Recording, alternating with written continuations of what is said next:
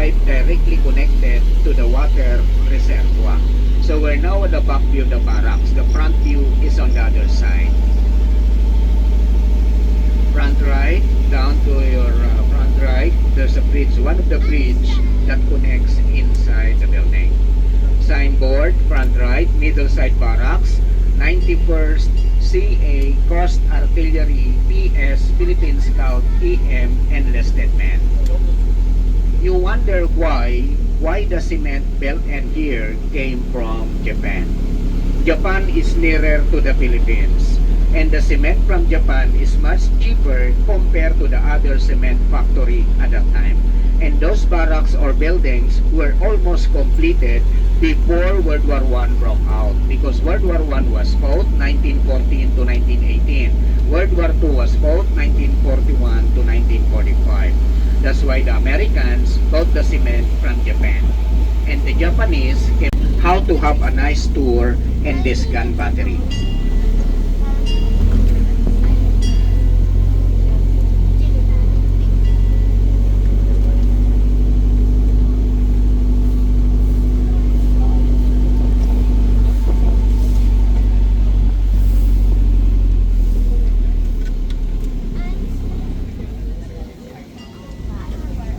Okay, so after the Battle of Manila Bay, May 1st of 1898, 1902, Corregidor was already an American military reservation. 1908, group of American engineers.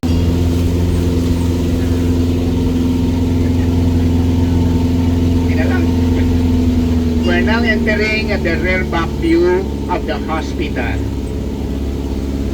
Remember this part of the hospital because I'm gonna show you this part inside the museum later on. So this is the front view of the hospital. You can see it on top on the arc 1912-1912. Anybody who wants to go down and explore the hospital, we can go up. I can show you inside. Anybody who wants to go? Yeah. Because the nurses and doctors are waiting inside to have your blood pressure and sugar check up.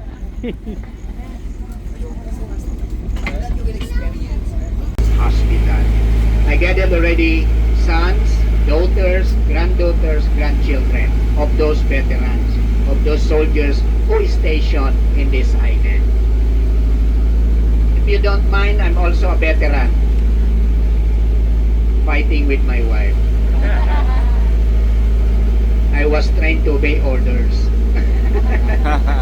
I'm just kidding. Okay. I gathered one time, one son. When he was a kid, sitting on the steps in front of their house at that time.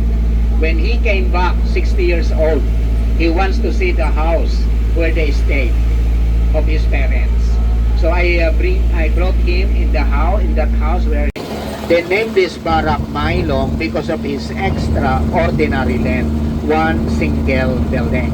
But the total length is not 1 mile, only a third of a mile, 1,528 feet. This barrack was completed 1914. It can house 8,000 soldiers with complete facilities.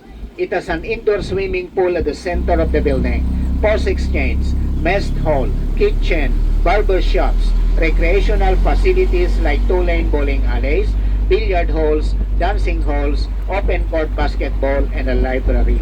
And once also this barrack used by General MacArthur as his headquarters. Again, all cement built in here came from Japan. Asano Cemento.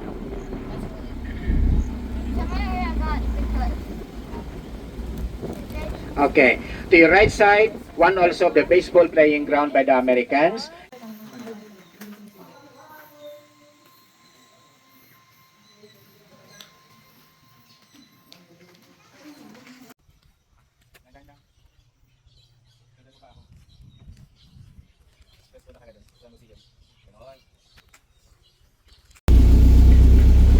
When the Americans came back also, the Japanese concentrated their defense at the tail of the island. They thought that the Americans will attack also at the tail of the island, but they do it the other way around. They attack at the head, at the highest point of the island.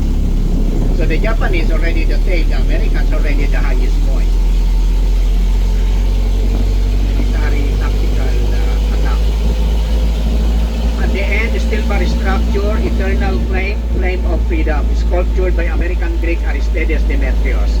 He spent $85,000 to complete that eternal flame or the flame of freedom. To the right side, it's like a helmet or a parachute, or it's like a big orange squeezer, or it's like a flying saucer. They call that the dome. At the center of the dome, there's a circular altar. That's the wreath of victory.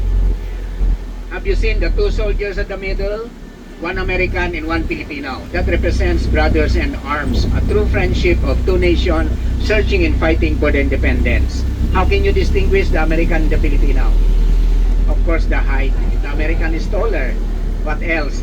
The American has complete uniform. The American helping the, is it a wounded? It was erected May 1st of 1898. First American flag flown here, December of 1898, 45 stars. So these are the senior officers' houses at the time. Two families in one building. The higher rank officer occupied the second part of the tour. Other ruins and unexplored tunnels. There are many tunnels in this island, built by the Americans, the Japanese, and the Filipinos. And front, there's another gun battery, Battery Giri, same as Battery Way. The only difference, Battery Way has 4 guns, Battery Giri has 8 guns. 4 on that side, 4 on this side. At the center where the bomb crater now. On May 2nd, after firing, it goes down. It's like hiding or disappearing behind a wall. That's why they named this gun battery disappearing gun. Because of the counterweight.